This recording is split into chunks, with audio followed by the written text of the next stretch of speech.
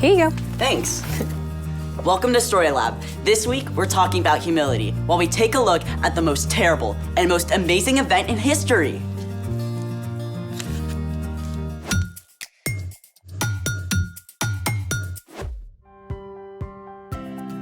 Hey, I'm Skylar. And I'm Sebastian. We're talking about humility, which is putting others first by giving up what you think you deserve. And we're also celebrating the most amazing example of humility ever. Easter! How are you celebrating? I practice my crafty skills. Oh, Easter tree, how lovely are your branches. An egg tree. I love it! What are you doing to celebrate? My mom makes these really awesome hot cross buns for Easter breakfast, but they take forever. So I found a super quick recipe for resurrection rolls.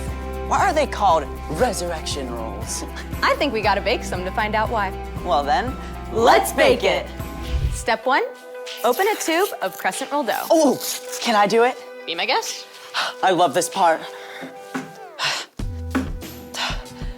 Okay, just wait for this. What now? Step 2, take a marshmallow, then dip it in melted butter. Then you're gonna wanna roll it in some cinnamon sugar. I like my sugar with sugar. Step 3, place each marshmallow on the wide end of the dough. Then you're gonna wrap it up tightly.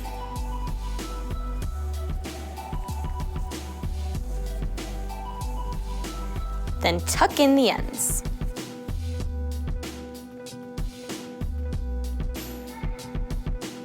Do we do all of them? Yep, and you can roll them up if you want to.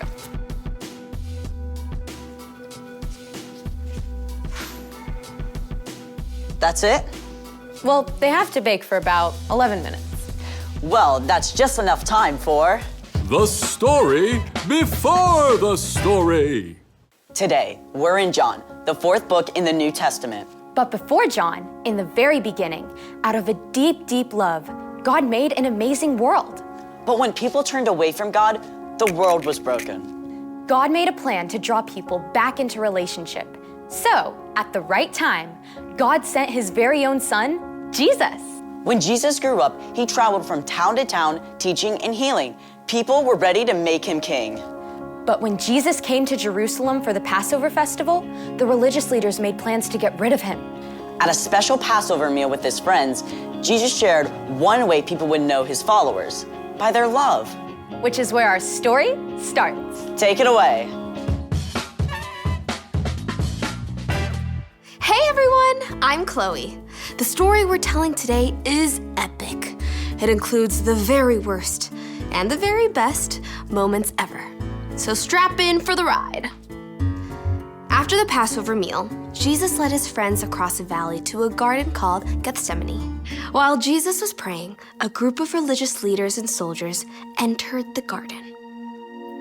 They were led by one of Jesus' closest friends, Judas. Jesus knew why they had come, and he didn't try to run, even though he could have called angels to defend him. Who do you want? Jesus of Nazareth. I am he. Jesus actually allowed the soldiers to arrest him. Terrified, his friends ran away or followed at a distance. Even Peter, who had promised he would rather die than desert Jesus. Jesus was brought to stand before the father-in-law of the high priest, and then Caiaphas, the high priest himself. Witnesses told lies about him. Aren't you going to answer?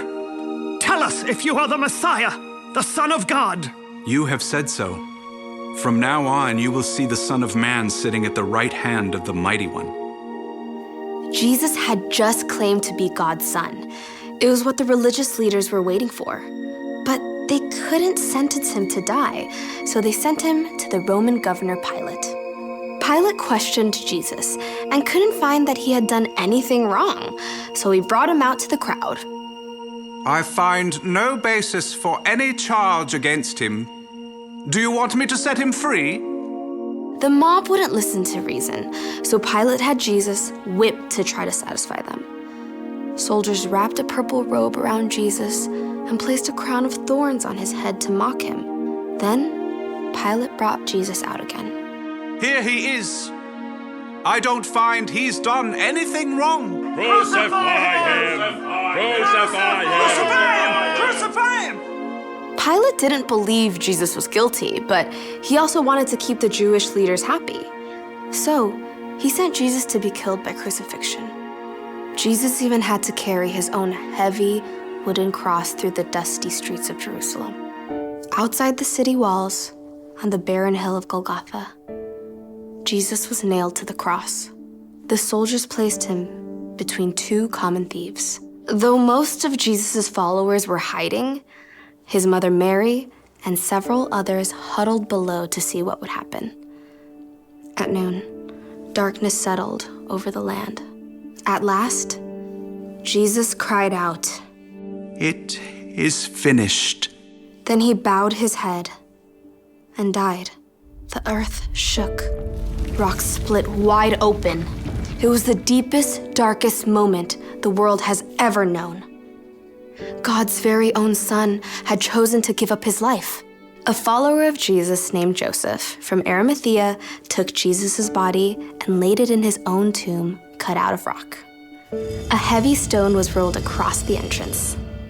Through the darkness of Friday and Saturday, Jesus' friends hid out, afraid the religious leaders might come for them too. But early Sunday morning, Mary Magdalene went to the tomb with special spices to place on Jesus' body. When she arrived in the garden, she discovered the stone had been removed, and the tomb was empty.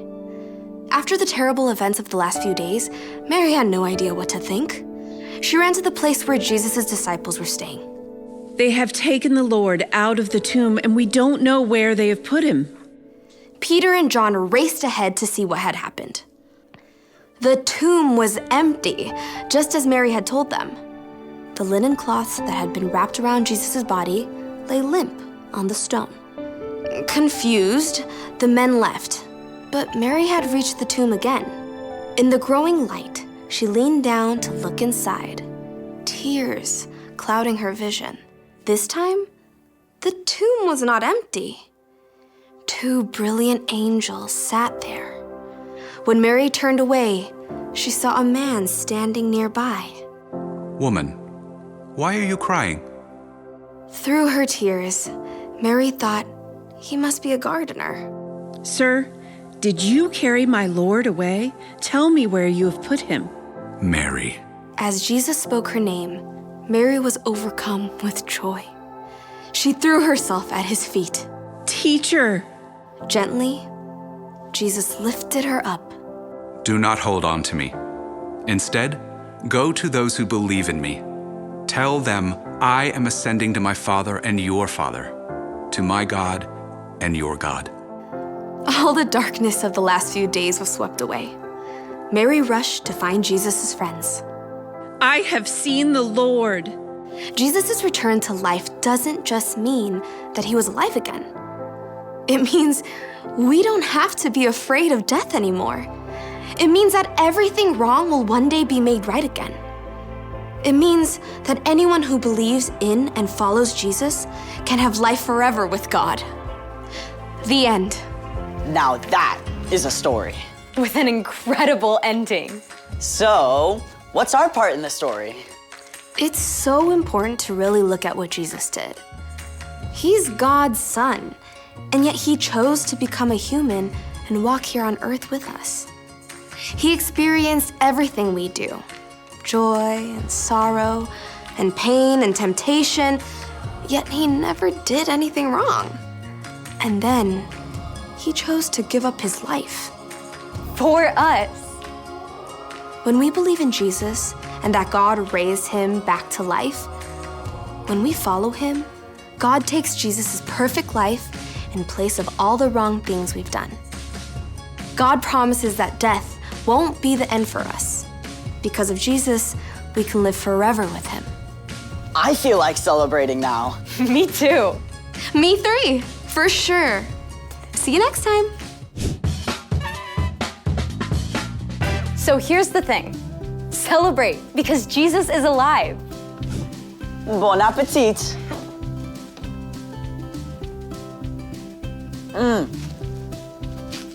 Hey, wait a minute. There's nothing in here. Yep, the marshmallow's gone. Oh, like the empty tomb on Easter morning. I knew you'd get there. Thanks for joining us in the Story Lab. See you next time. Oh, really good.